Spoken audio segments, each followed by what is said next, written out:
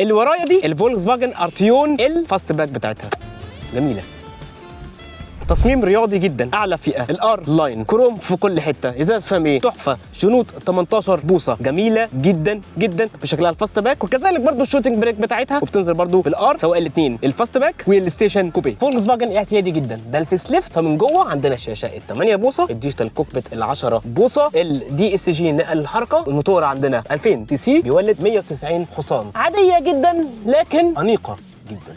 غطسان انا ازاي؟ لان العربيه من جوه واسعه جدا، بس مساحه الراس الضيقه بتبقى بقل سقف المايه. تقفيل الار لاين المحترم جدا، قدام هنا مكتوب الار لاين، الجلد الالكنتارا موجود ورا برده، الايزوفيكس بيفتح لفوق، مسند ايدين، كل حاجه موجوده، فتحات تكييف لكن مفيش اي فتحات او مخارج USB.